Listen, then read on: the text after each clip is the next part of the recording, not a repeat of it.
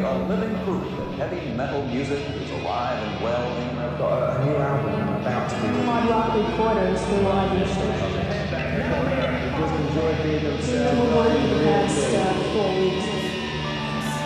James Hetfield, Lily Targo. Boss, I play drums. Kurt Happy guitar. Flip the bass.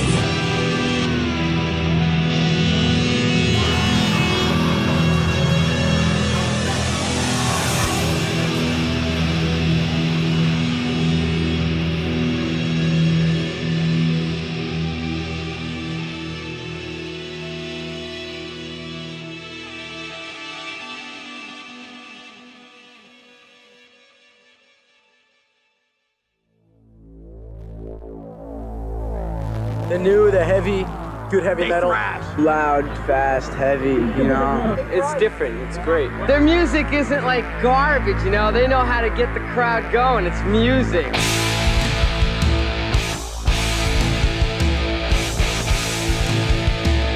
They're just like us. They party, everything. They turn it up. They crank up the volume. You see, there's only one thrash band around that I know of, and that's Metallica.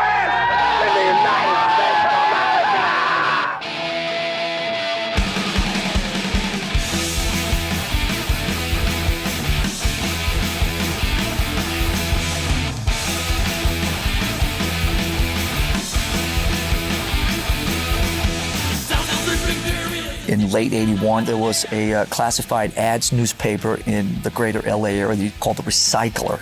And I put an ad in there for a drummer looking for other musicians to start a band. And I put a couple of sort of obscure new wave of British heavy metal bands in there, like Tigers Pantang and Diamond Head. And long story short, so a guy named Hugh Tanner showed up one day and he said, "Can I bring a friend of mine along?" And his name was James Hetfield, and then we started playing gigs within a few months, and you're figuring it out as you're going along, and it was just literally like, let's start a band so we can have some fun and play the kind of music that we like and hang out and sweat a little bit and do our thing. When we got together, we were four angry young men, and you know, what brought us together was the way we played, with anger, with aggression, distortion, energy, rawness. We found each other and we saw in each other a similar anger, and that's why we came together.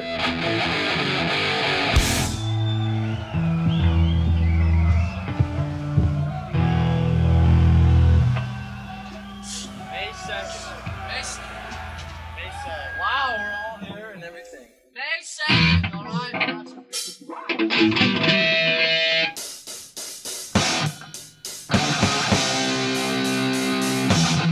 At that point in our life, a lot of stuff was happening. A lot.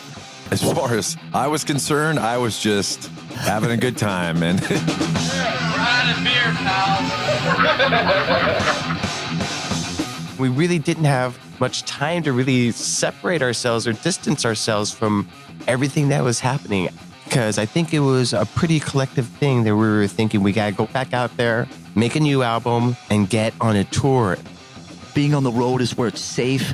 Being on the road is where you don't have to deal with all the issues of not really having a proper place to live or whatever. It's like, let's just write songs, make a record, get back out on the road where you can sort of detach from reality. We don't expect anything. We just go out and do what we do and hope people like it and try and please ourselves artistically. And we don't sit back and say, oh, I hope we're big next year, or I hope this, I hope that. We just go and do it and don't put a lot of thought into what might happen or what could happen. We just think about what's happening now.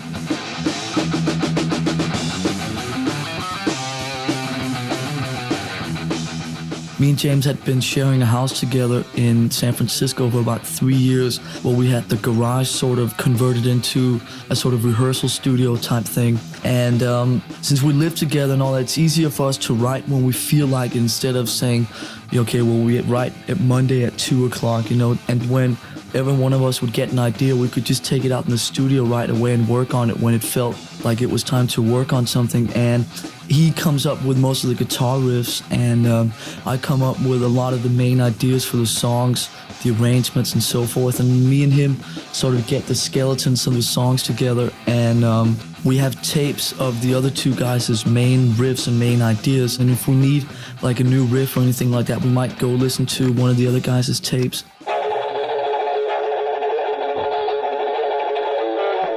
And then when we have like the basis for a whole song, we then have the other guys come over one at a time, go through it with them, and see if there's any changes or anything they want to add or whatever, and then just sort of that's how the songs come about.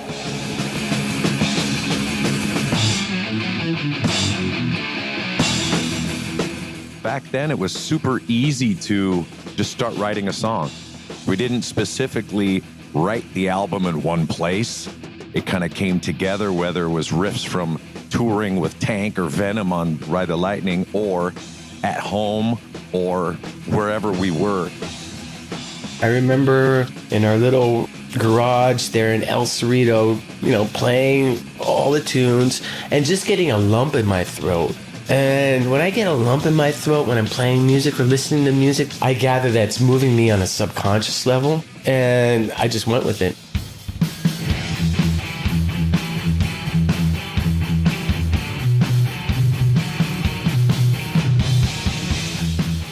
We're not really concerned about, appealing to a select group of people or anything, We just want to do what we're going to do. If people are into it, that's great. But we're basically in it to please ourselves. It doesn't matter if we sell, 10 albums or 1 million albums if we're artistically satisfied. I think the main thing that counts is that if we like it, that's what matters. All of us listen a lot to other bands, and we're very aware of what other bands are doing and what goes on around us and what this band is doing with their music. And I think one thing that we learned from that, we learned what not to do. That's probably one of the things with this band. We've always been very careful to sort of avoid a lot of the cliches and a lot of things that we see around us in heavy metal that we don't like. If you came here to see fucking spandex and fucking makeup and hairspray and all this crap, this ain't the fucking band!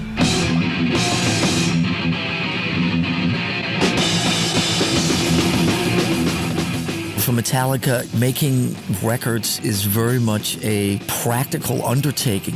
What we do is we'll have this riff and another riff, and those two will live together, and then over here will be this riff and 2 other riffs, and then over here something else will live, and it's all these different things that we sort of continuously visit. So what becomes Battery is the fast song. Backing up the action, returning the reaction, we go with the board away. Synthesizing power, pressing all the tower, Battery is here to stay. Pressing through the boundaries, losing its boundary, can't let the back away. Over the course of 3 months, we'll go and work on Battery once a week. And every time we go back to it, we hopefully take it to another level or hone it or get it more dialed or whatever until they become songs, and it's like where you don't feel that you can better them anymore. And then either they're so good they go on the record or they go in the trash bin.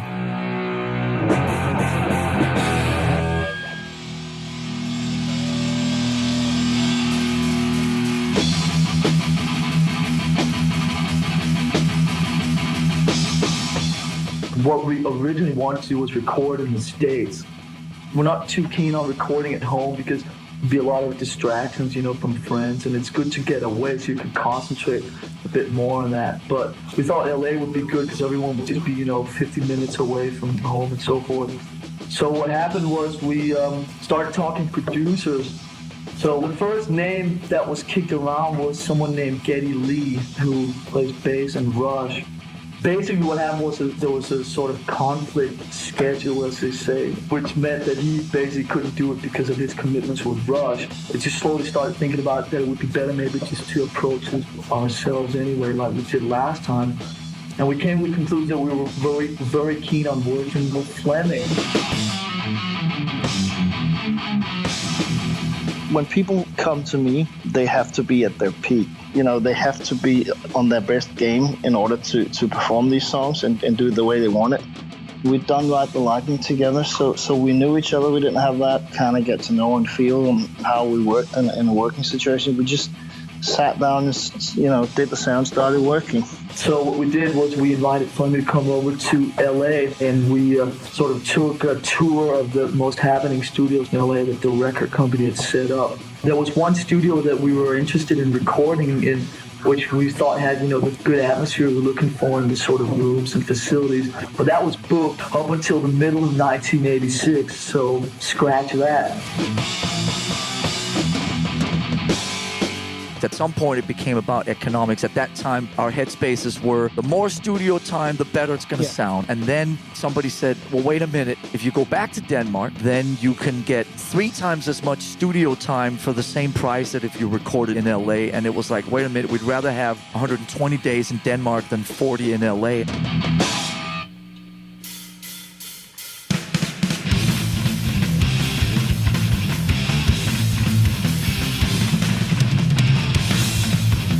Basically, we knew that that place had what we needed as far as gear, as far as the way the studio was set up, you know. It was a sure thing that we could get the sounds we needed. And we didn't really want to take a chance on losing the sound that we had developed on Ride the Lightning. We knew if we went back to Sweet Silence, we could develop it even further. What we did on this album was that we, before we started recording our own 8 songs, we did 2 cover songs to, you know, find out what sounds we were getting.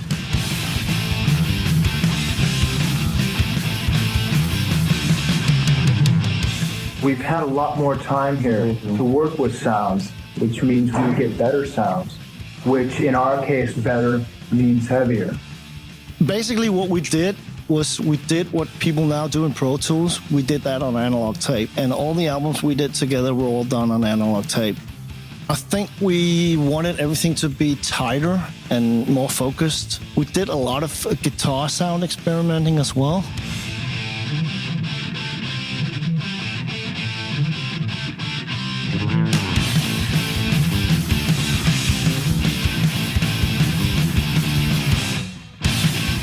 I think I found out that in the recording of those 2 cover songs, how I should play the drums on the other song, which is I'm playing a lot more aggressively.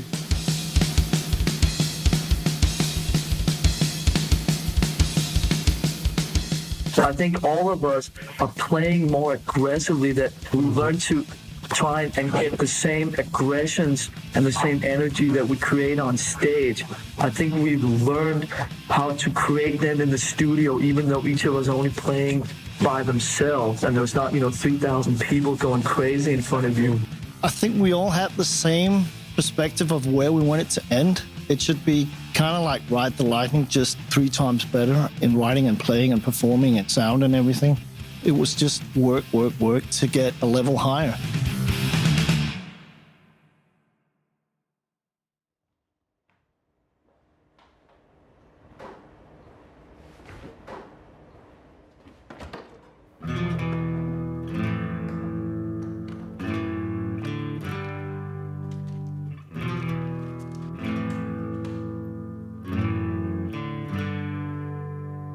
The opening track, Battery, was, like the first thing that we approached because the riffs and sort of the idea for the next fast song was there. It's like Fight Fire was, at the time of Ride the Lightning, pretty much the ultimate thrash song in terms of the playing and songwriting. I think Battery is like one step beyond that. It's just a lot of energy and a lot of aggressions, but at the same time there's like the odd melody thrown in on the guitar.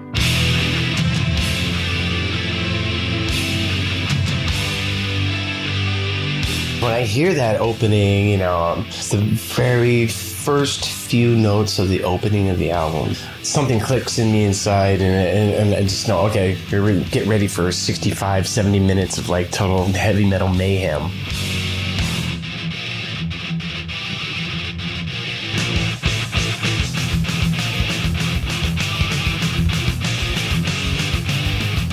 Battery, obviously, Battery Street. That was where a lot of our life was lived. It just felt like a home for us. We're out on tour and then we come home. This is where we get our energy. You know, if you go and see a heavy metal show, you know, a good thrash band or something, there's that kind of a situation set up to see when you read the lyrics that, you know, you get people on stage creating this sound, creating this energy, and the audience taking that and producing this kind of whirlwind on the floor, which is kind of like a battery, just people flailing around, throwing their bodies into the air, and generally, you know, doing as much harm to each other.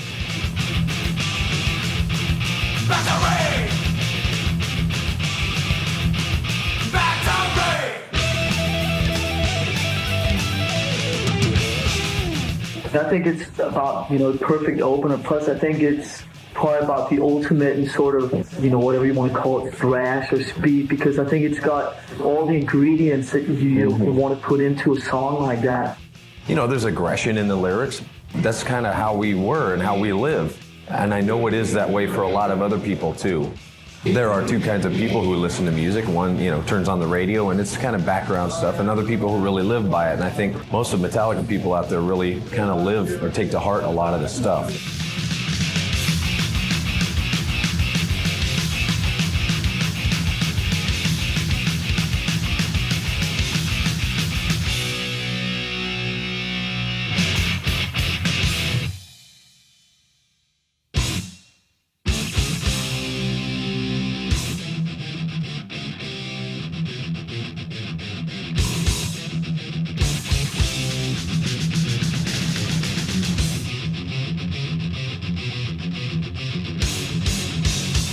Master Puppets seemed like an early contender for title track. Basically, in a nutshell, the song is about manipulation and about sort of pulling other people's strings and all that kind of super crazy stuff.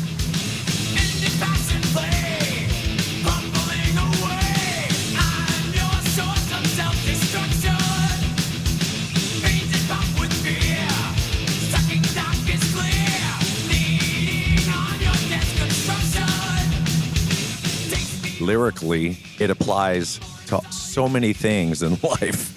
You know, being manipulated by many, many things if you want to let yourself go there. It wasn't just drugs. And I think that's kind of a sign of a good song, where it applies years later.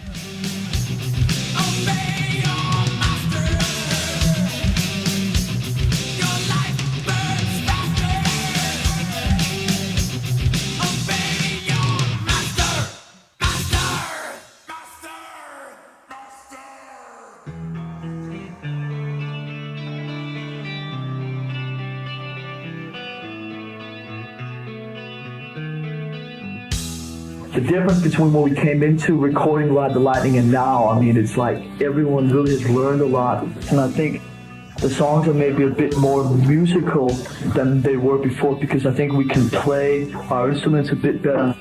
For instance, Master Puppets has a part in the middle.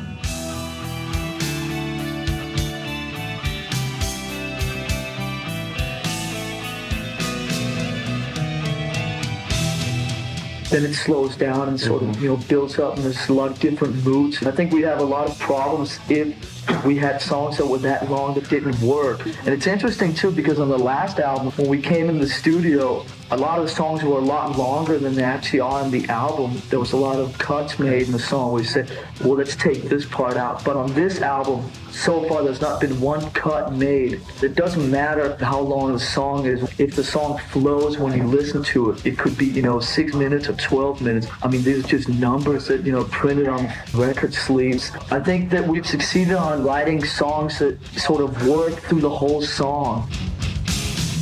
The only limits that we have on this band are the limits that we put on ourselves, and we try not to limit ourselves.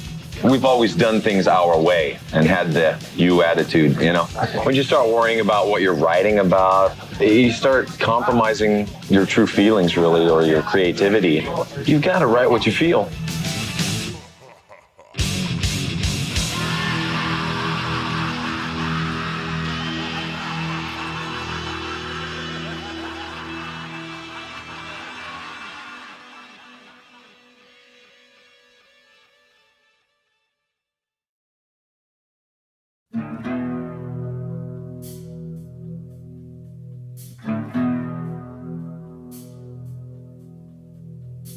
Well, I think the thing that makes a song like this one work is the overall feel. It's a basic sort of rock and roll thing that just really moves and grooves.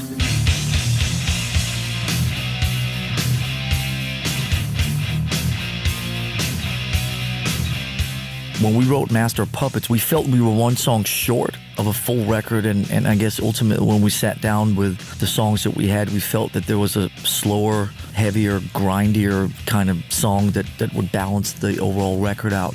So we wrote The Thing That Should Not Be in the studio.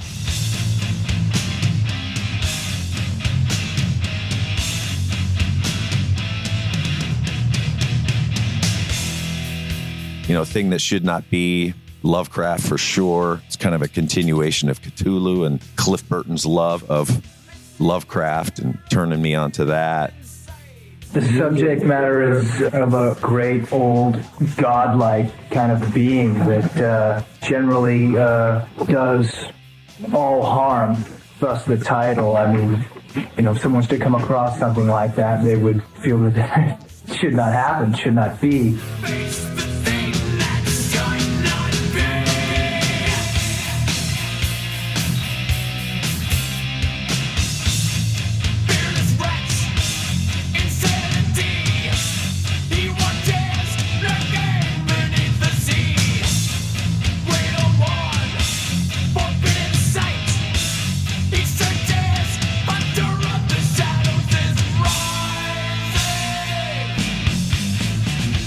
It's sort of showing that we can do things that from a musical point of view are quite simple, but works really well as an overall song, as opposed to some of the other songs on the album, where you don't have to go through a lot of time changes. There's not a lot of what you would say from a musicianship point of view, you know, brilliantness, and it's very basic in the playing kind of thing. You don't have to show everyone that you can do more than you're actually doing, where less works more.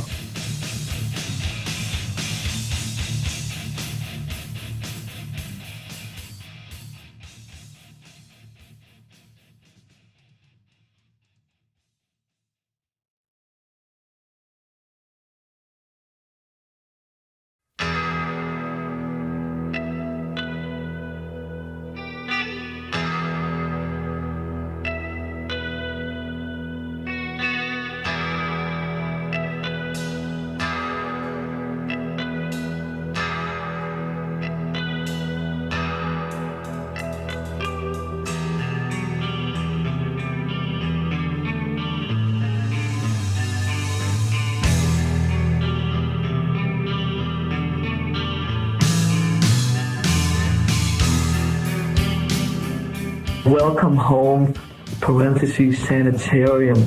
It's a bit like the One Flew Over the Cuckoo's Nest situation with Jack Nicholson. It's basically about a person who is in a sanitarium, and he feels from his point of view that he is sane and shouldn't be there. He's locked up in this cage with all these other mentally sick people. You know, there's going to be the people out there that hear a slow song, and they're instantly going to say, oh, now you're slow, you're gone.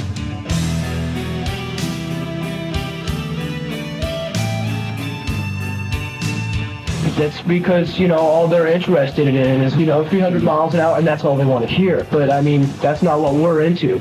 We're into fucking Metallica. We're going to do what we want. It happens to be thrash. That's what it is. It happens to, you know, be a slower tune. That's the breaks. There's a lot of thought put into the arrangement. They're very complicated and well structured, whereas a lot of bands simply say 1, 2, 3, go, and just play real fast and heavy, and we're doing more than just doing that. It's more fun when we write the stuff to try and surprise ourselves and surprise the people listening with trying to change the moods and the feels of the song. For instance, if you have like a sort of nice, soft, classical piece before you do something really heavy, then the heavy, fast stuff will seem even more punchy and more powerful.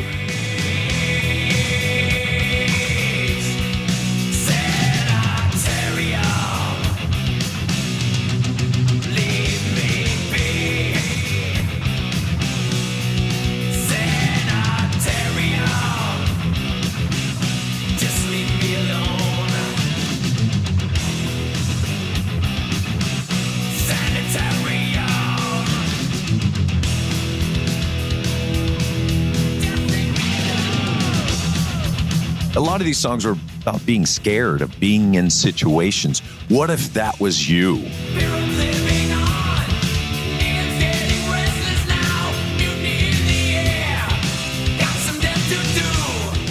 At that point, you're done writing about headbanging, you know. Back then, we were all still hanging together, living together, didn't really have our own politics or social commentary. We didn't know which worked best for us and our life and our characters.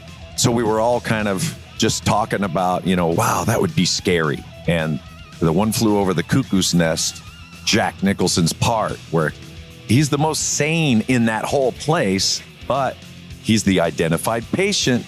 So, you know, we weren't thinking if it was right or wrong. It's just like, that freaks me out.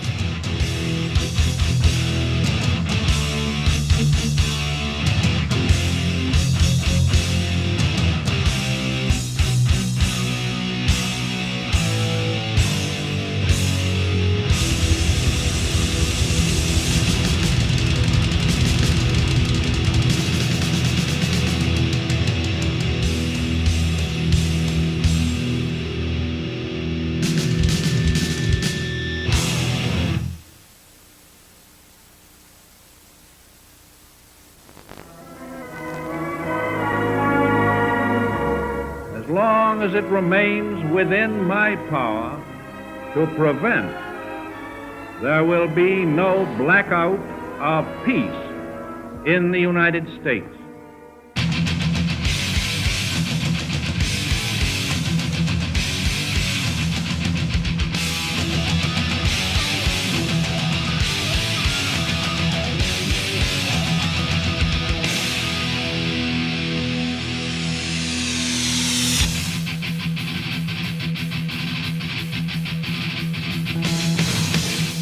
Second side, first track, which is Disposable Heroes. That's the first song that was written for this album. It's about certain people, whether it be the government or military leaders, and the people that they rule, which is the soldiers, sort of out in battle, out in the fields, which are fighting for, you know, what are we fighting for?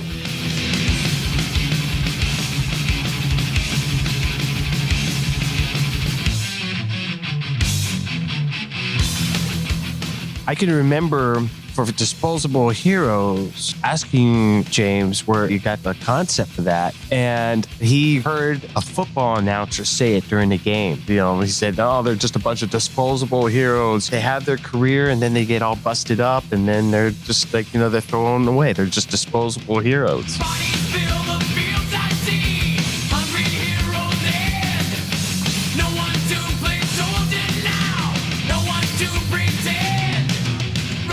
There was definitely specific things in each song that were inspired by certain things. Like Disposable Heroes wasn't specifically a young kid in the army being told what to do and, okay, he's dead next. You know, it was these old football players. Your body is destroyed after we've thrown you back in after how many concussions or, you know, just shot you up with something and just go. But yeah, taking that and combining it with this poster that my brother had in our room. I remember it was a picture of this little kid, and I thought it was me because it looked like me. It was a little blonde kid with an army helmet on in a M16 sitting in a, you know, Arlington cemetery. So that was pretty impactful. So I think that's maybe how those kind of two things came together. You will do what I say when I say back in the front. You coward, you servant, you blind man. Back then in the 80s, it was all about range. So instead of concentrating on being the next Jeff Tate or Dio, you know, I could focus a little more on the percussiveness, the attack, and lyrics. You don't have to be a great singer, but if you use your voice as an instrument, it's very potent. Barking of machine gun fire does nothing to me now. Sounding of the clock that ticks, get used to it somehow. James, as you know, as the writer of the lyrics, purposely steers away from any sort of political situation, and he doesn't want to be associated with either side. They can be absolutely interpreted it in a political way because of the brilliance of his lyrics and how analogous they are and how deep they're rendered in metaphor. It's really anything that you want to interpret it to be, and that's the beauty of James's lyrics.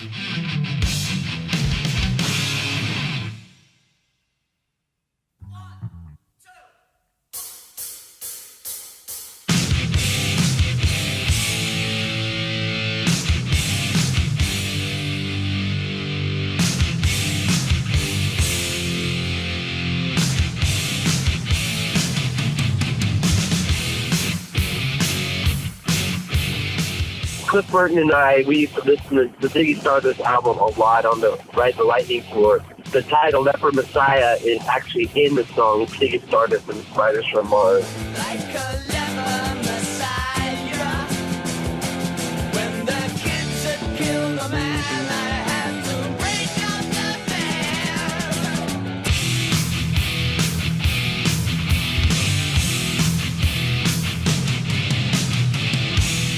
Lyrically deals with television evangelism. It's probably one of the best words for, TV religion. I remember not being able to sleep. I would go out and just hang out on the couch at the Metallica mansion and try and fall asleep. And, late night TV, that was all that was on. There's this guy pointing his finger at you in the television saying, send me money and you will meet God. And it's very, very fake, at least as far as we're concerned. Me and James have a lot of fun every Sunday night at the house, sitting around watching this, having a good laugh.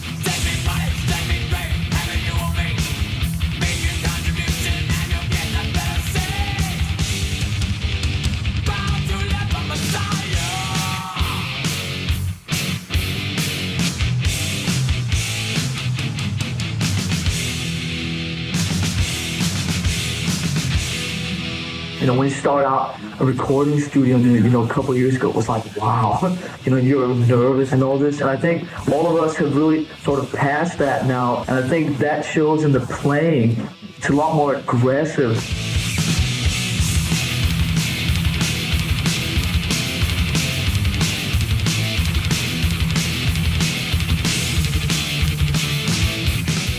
We've matured musically, if not any other way, a bit over the past 3 years. It's like the roots of 3 years ago, just done 3 or 4 years better. We've just expanded what we do. I don't think we've given up on where we came from. I just think we've added a lot more. As you get into, second and third albums, you kind of develop your own style a little more, and it's definitely apparent now.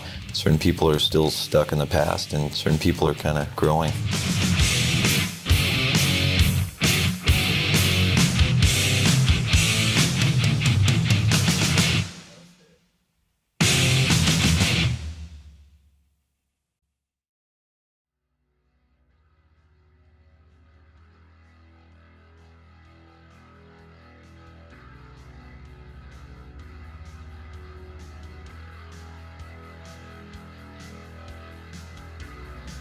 I think Master of Puppets signifies for a lot of people, and it does for me as well, the pinnacle of the Cliff Burton era.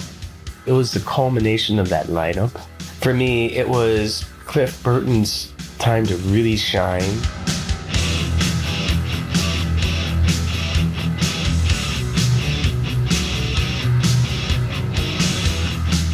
James and mine outlook was very narrow in the beginning, and so Cliff Burton shows up and starts talking about the Eagles or Simon & Garfunkel or Jethro Tull or Misfits or all this different stuff, and so we went broader and broader in our scope.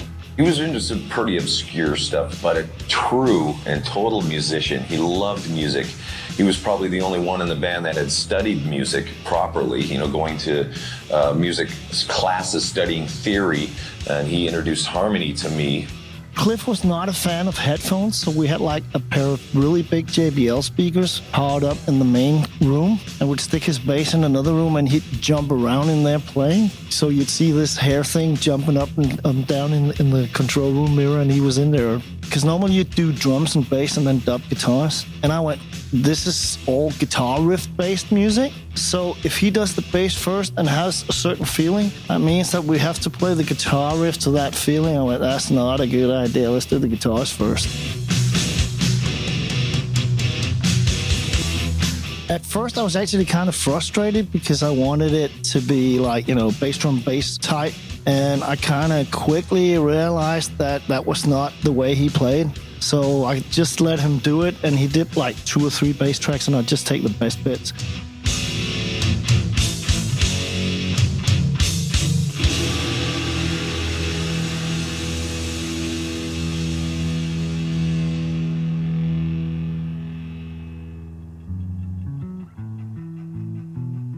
He played me a really super rough version of it one time in the hotel room, but it was just the progression. And I remember just hearing that, and then I remember hearing it like X months later, and it had all these harmonies, all these melodies on it, and I was just blown away. It had grown from just like this little chord progression to this huge opus. I was blown away. He was king of that. He always had lots of different ideas that were layered, and because it was bass and distorted, it was a little hard to tell, but it had its own character because it was bass.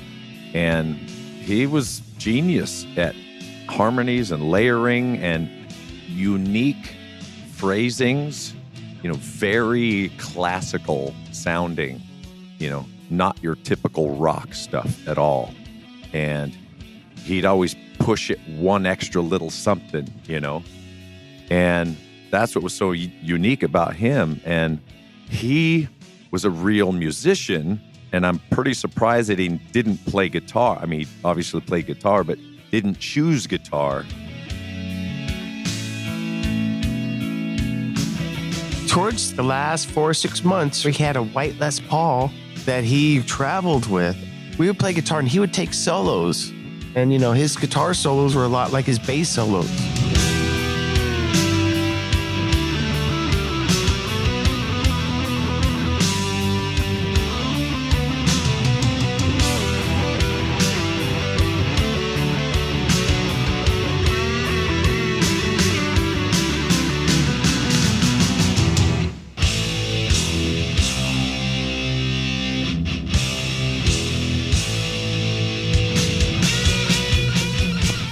The music it's pretty intricate now and then. We're not trying to be something big and fancy, it's just us doing what we do.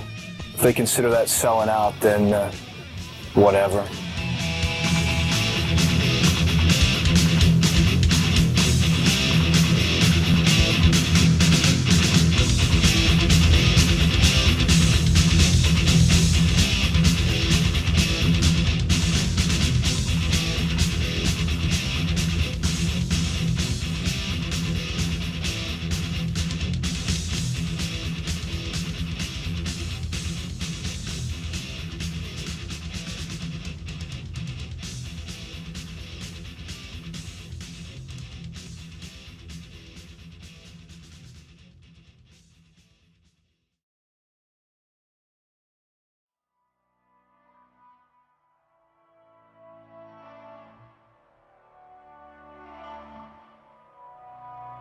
I remember Cliff playing me the opening to Damage Incorporated because he had recorded it previously and had it on a cassette and played it for me. And then he said, "What do you think?" I go, "It's great." And then he played me the Bach piece that it was based on. And he said, "So what do you think? Does it sound similar or what?" And I said, "I think you're okay, bro. I hear similarities there in the modulations, but your thing is completely different from old JS's thing." Because he thought, maybe the classical music police would come after him or something. I don't know. But he was really concerned about whether that the intro to Damage was too similar to the Bach piece.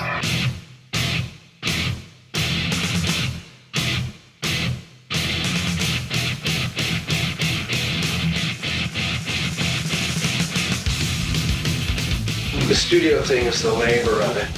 And when we get on stage, that's kind of a reward for us because we have a lot of fun. just about going out there and playing the song and starting to thrash out on stage and like the audience thrashing out with you. It's like a mutual thing between the audience and the band. Touring, wrecking shit and leaving.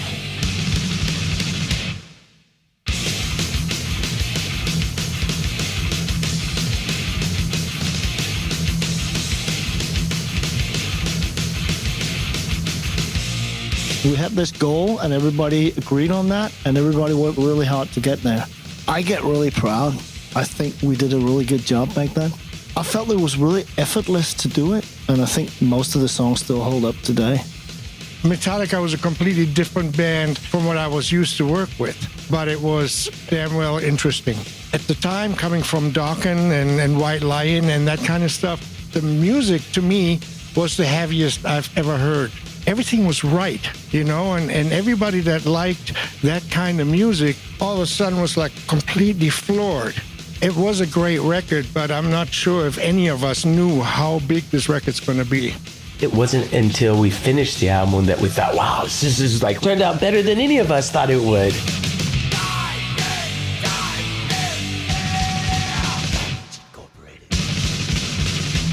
The timeline at that point in our career in the 80s was just to get back on the road as quick as possible. There was nothing holding us back on a domestic front. We just lived to be on the road.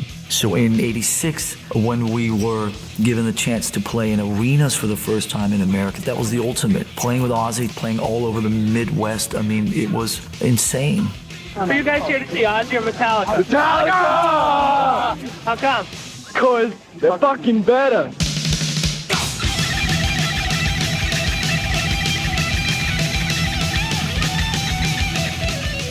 We were going to play to 10, 15, 20,000 people a night, and we were going to introduce this kind of music to a new audience. And that was a really exciting time.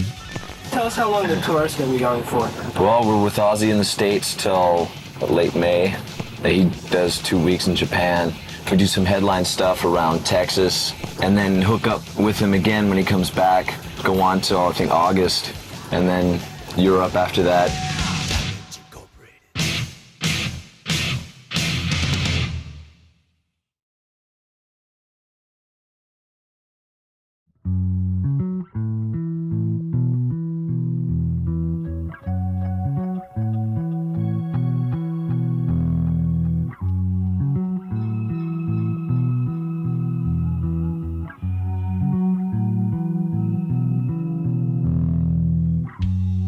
As we have learned, Cliff Burton of Metallica died early this Saturday morning in a tragic auto accident. The tour bus of Metallica going off the road during their tour in Sweden.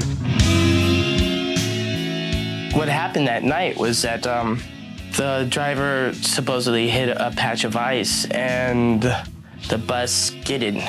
It shattered the windows and Cliff got thrown out of the bus and the bus landed on top of him. I heard everyone screaming, but I didn't hear Cliff, and I instantly knew something was wrong because I didn't hear him. And I got out of the top of the bus because there's an emergency hatch at the very top of the bus. And I turned around and there was Cliff. Everyone was screaming and crying, and I just said, oh my God.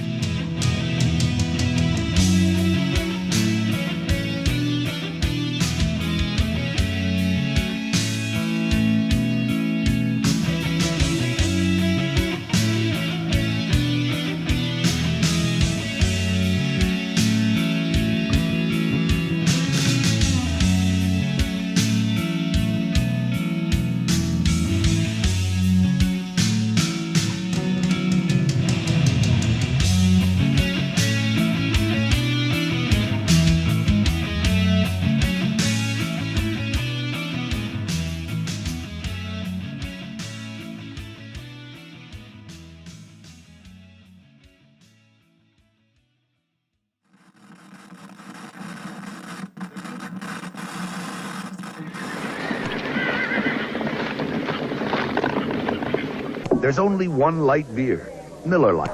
Hi, we are,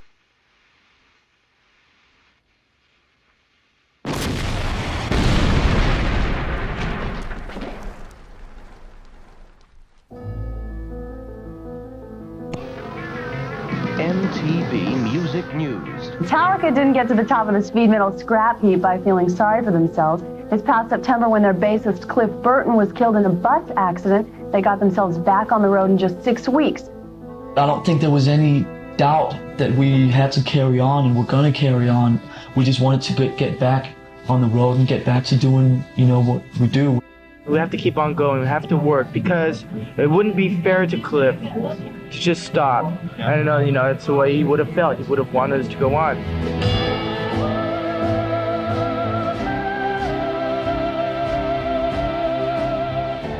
Master Puppets seemed to be kind of the culmination of the journey that had started 4 or 5 years before, with James and I getting together, writing some songs, Kirk and Cliff joining at separate times, and that lineup kind of settling.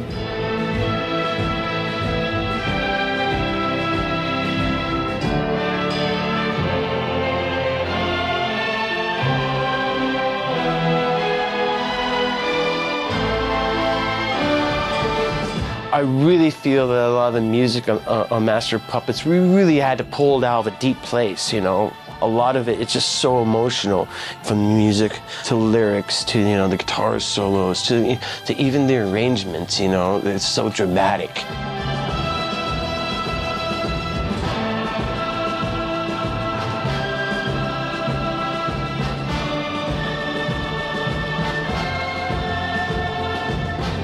It was still rebellious. Back then, it was just still the four of us. There wasn't anything like Master of Puppets before it. There was no precedent for an album like that. From the moment it was released, it never went away, and still has not. And doesn't show any signs of it going away at all.